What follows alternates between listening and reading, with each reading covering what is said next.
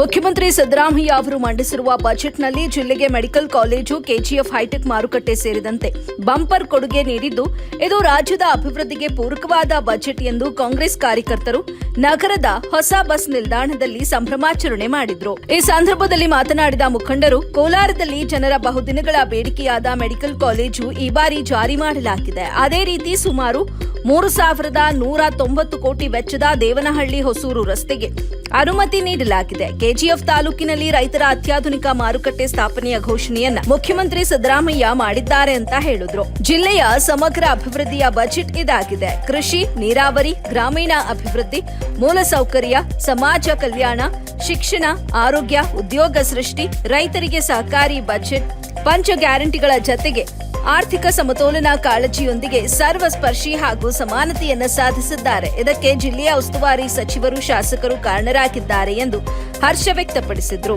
ವರದಿ ಮಾಮಿ Prakash, AB news Kannada, Kolar.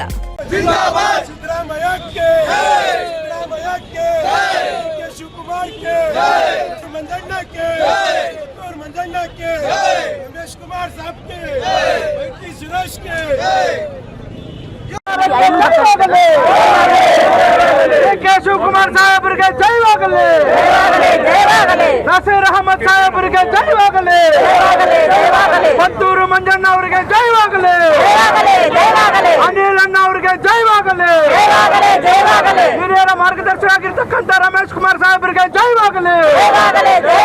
Congress party ಜಿಂದಾಬಾದ್.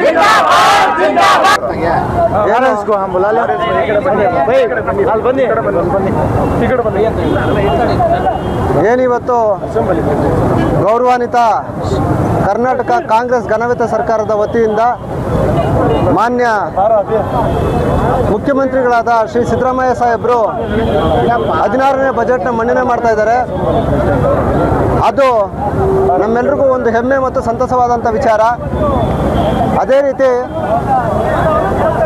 ಏನು ಮಾನ್ಯ ಮುಖ್ಯಮಂತ್ರಿಗಳು ಮಂಡಿ ನೋವಿನ ಸಮಸ್ಯೆಯಿಂದ ಬಳಲ್ತಾ ಇದ್ರು, ಆದ್ರೂ ಕೂಡ ಕರ್ನಾಟಕದ 7 ಕೋಟಿ ಜನತೆಯ ಪರವಾಗಿ ಇವತ್ತು ಬಜೆಟ್ನ ಮಂಡನೆ ಮಾಡಿದ್ದಾರೆ.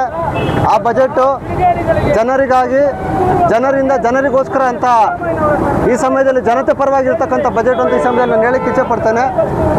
ಅದೇ ರೀತಿ ಮಾನ್ಯ ಮುಖ್ಯಮಂತ್ರಿಗಳು ಮಂಡಿಸ್ತಕ್ಕಂಥ ಬಜೆಟ್ಟು ಎಲ್ಲ ಜಾತಿ ವರ್ಗದವರ ಪರವಾಗಿ ಹಾಗೂ ಶೋಷಿತರ ಪರವಾಗಿ, ವಿಶೇಷವಾಗಿ ನಮ್ಮ ಕೋಲಾರ ಜಿಲ್ಲೆಯ ಜನತೆ ಪರವಾಗಿ ಅಂತ ಈ ಸಮಯದಲ್ಲಿ ನಾನು ಹೇಳಲಿಕ್ಕೆ ಇಚ್ಛೆ ಪಡ್ತೇನೆ.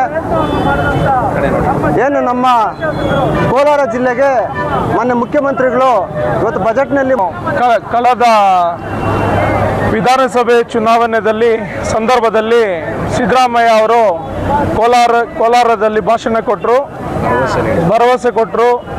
4 ಗ್ಯಾರಂಟಿ ಜೊತೆ ಅದ್ರ ಜೊತೆಯಲ್ಲಿ ಇಲ್ಲಿ ಕೋಲಾರಿಗೆ ಗ್ಯಾರಂಟಿ ಅಂತ ಹೇಳ್ಬಿಟ್ಟು ರಿಂಗ್ ರೋಡು ಹಾಗೂ ಮೆಡಿಕಲ್ ಕಾಲೇಜನ್ನು, ಸೂಪರ್ ಸ್ಪೆಷಾಲಿಟಿ ಹಾಸ್ಪಿಟಲನ್ನು ಹಾಗೂ ಎತ್ತಿನಹೊಳೆ ಪ್ರಾಜೆಕ್ಟನ್ನು ಸ್ಟಾರ್ಟ್ ಮಾಡ್ತಾರೆ.